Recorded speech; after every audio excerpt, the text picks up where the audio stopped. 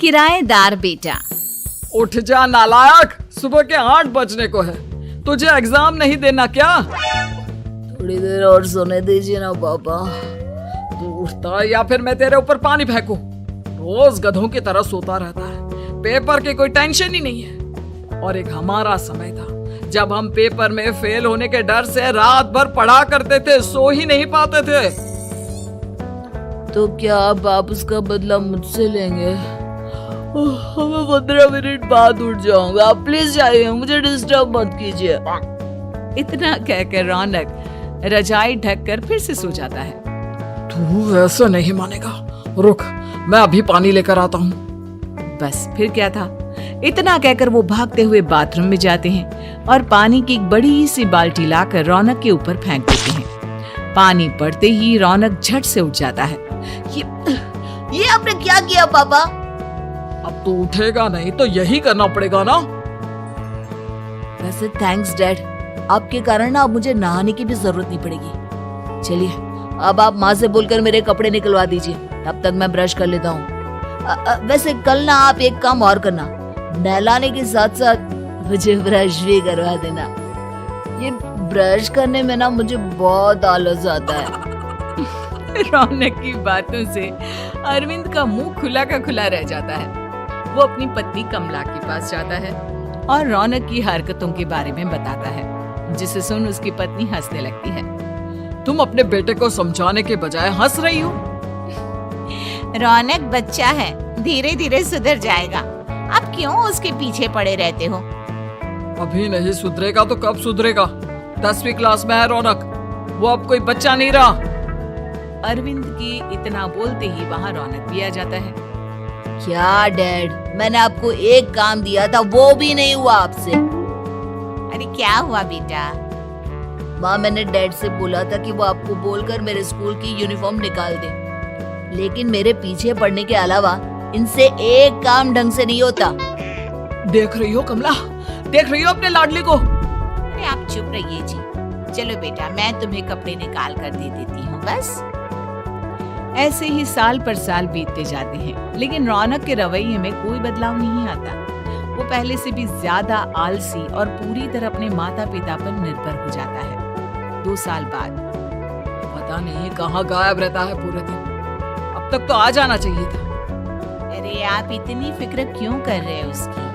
दोस्तों के साथ खेल रहा होगा, आ जाएगा अभी। ये कोई टाइम है खेलने का? 10 बजने वाले हैं, इतनी रात में कौन खेलता है? कमला कुछ कहती उससे पहले ही रौनक वहाँ आ जाता है। मम्मी जल्दी से खाना लगा दो, बहुत भूख लग रही है।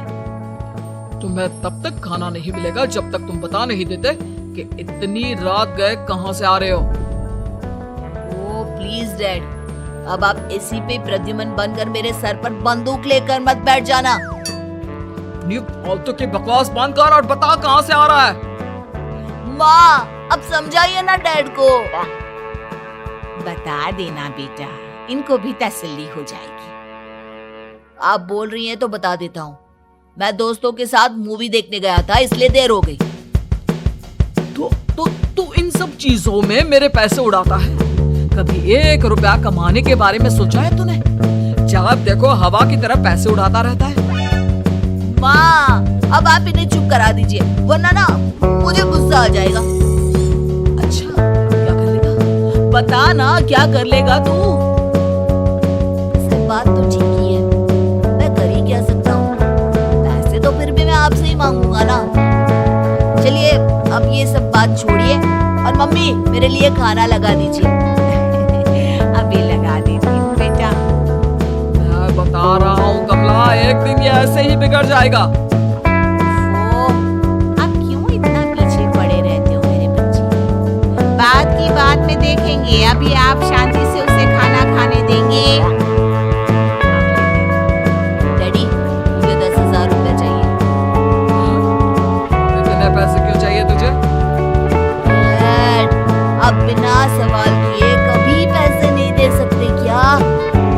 जब तक तू बताएगा नहीं तुझे पैसे भी नहीं मिलेंगे। अरे अब आप अपने बेटे को पैसे भी नहीं दे सकते? नालायक, तेरी उम्र के लोग नौकरी करते हैं और एक तू है जो नौकरी करने का नाम ही नहीं लेता।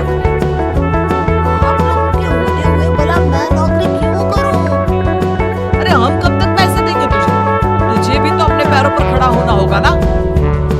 साहूकार के पैरों पर खड़ा हूँ। अपने ही तो पैरों पर खड़ा हूँ मैं। इसी तरह रौनक दिन प्रतिदिन लापरवाह होता जाता है। उसकी लापरवाही को देखते हुए अरविंद और कमला अपने बेटे की शादी कराने का फैसला लेते हैं और 1 महीने के अंदर अंदर ही रौनक की शादी मेघा नाम की लड़की से करा देते हैं।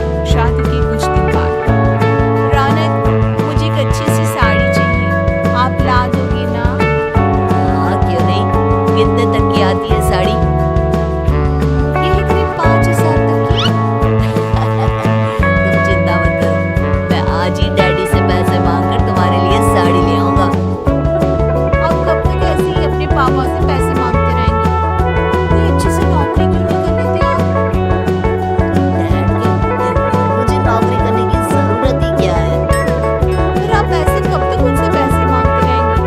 कुछ आपको अपने दम पर भी तो करना होगा ना।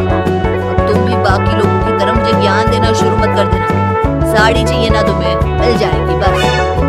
इतना कहकर रौनक अपने पिता से पैसे मांगने चला जाता है। डैडी, मुझे 5,000 रुपए चाहिए। 5,000 क्यों चाहिए तुझे? वो मेघा को साड़ी चाहिए थी। अरविंद आगे बिना कुछ कहे चुपचाप उसे पैसे निकाल कर दे देता है। कुछ दिन बाद तुम्हें नहीं लगता कमला, रौनक हम पर पहले से भी ज्यादा डिपेंड हो गया है? मुझे तो अब उसके भविष्य की चिंता होने लगी है। कल को हमें कुछ हो गया तो वो क्या करेगा? काश तुमने पहले ही सोच लिया होता तो आज हमारा बेटा इतना लापरवाह नहीं होता। तब मुझे कहाँ पता था कि मेरा लाड प्यार उसे इतना बिगाड़ देगा कि वो इस हद तक लापरवाह बन जाएगा। कोई बात नहीं, अभी भी देर नहीं हुई।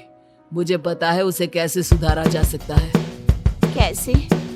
अरविंद कुछ कहता उससे पहले रौनक वहां आ जाता है और पैसों के लिए हाथ फैलाने लगता है।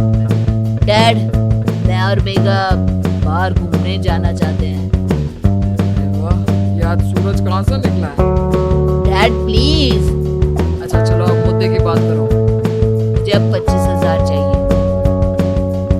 अब तुम्हें 1 रुपया भी नहीं मिलने वाला। अगर तुम्हें पैसों की इतनी ही जरूरत है तो कोई ढंग की नौकरी करो। मम्मी, आप कुछ कहिए ना डैड को। बेटा, वो गलत क्या बोल रहे हैं? ये सब हम तेरे भले के लिए ही तो कर रहे हैं। मम्मा, मैंने बताया ना आपको, मुझे नहीं करनी कोई जॉब वॉब। तो ठीक है, निकल जाओ हमारे घर से। हमारे जैसे लोगों के लिए मैंने ये घर खड़ा नहीं किया है। जितना ये घर आपका है ना, उतना ही मेरा भी है। मैं कहीं नहीं जाने वाला। जाना तो पड़ेगा ही तुझे, क्योंकि अब मैं तेरा कोई भी खर्चा नहीं उठाने वाला। ठीक है, मत उठाइए मेरा खर्चा, मैं अपने दम पर भी जी सकता हूँ। वो बेशर्मों की तरह अब तक यहाँ क्यों खड़ा है? अपना सामान ले और निकल जाए यहाँ से। रौनक पैर पटकते हुए वहां से चला जाता है। घर से निकालना जरूरी है क्या उसे?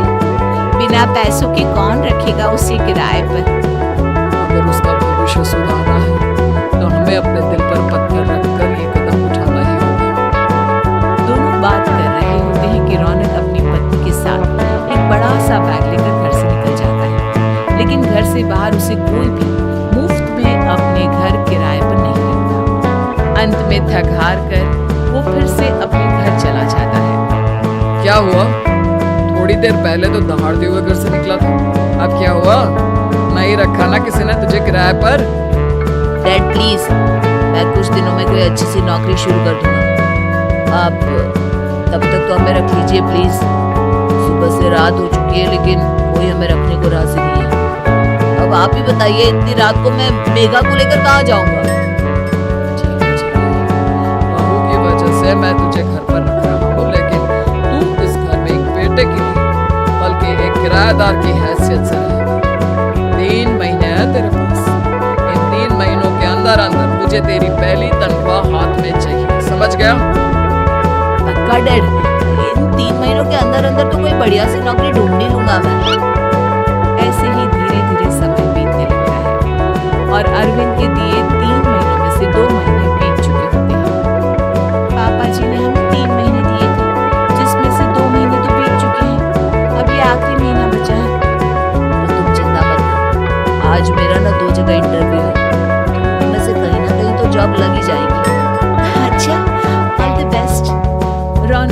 इंटरव्यू के लिए निकल जाता है, जिसके बाद शाम में रौनक घर आता है।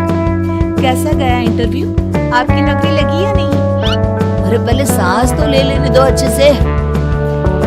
बताइए ना, मुझसे तो जरा भी इंतजार नहीं हो रहा है। दरअसल बात यह है कि मेरी नौकरी तो लग चुकी है, लेकिन पैसे बहुत कम है। कितने पैसे हैं? 15,000। इतने में अरविंद और कमला मिठाई का डिब्बा लेकर आ जाते हैं। बधाई हो बेटा। हम जानते थे तेरी जॉब जरूर लगेगी। लेकिन मेरी सैलरी बहुत कम है मम्मा। कम है तो क्या हुआ, धीरे धीरे बढ़ जाएगी। हाँ बेटा, हम तो बस चाहते थे कि तू अपने पैरों पर खड़ा हो जाए। मतलब अब आप मुझे घर से नहीं निकालेंगे? नहीं, ये सब हमने तुझे जिम्मेदार इंसान बनाने के लिए किया था। Thank you mummy papa. अगर आप दोनों ऐसा नहीं करते तो मुझे कभी अपनी जिम्मेदारियों का एहसास तक नहीं होता। आज आपने मुझे सिखा दिया कि इंसान का अपने पैरों पर खड़ा होना भी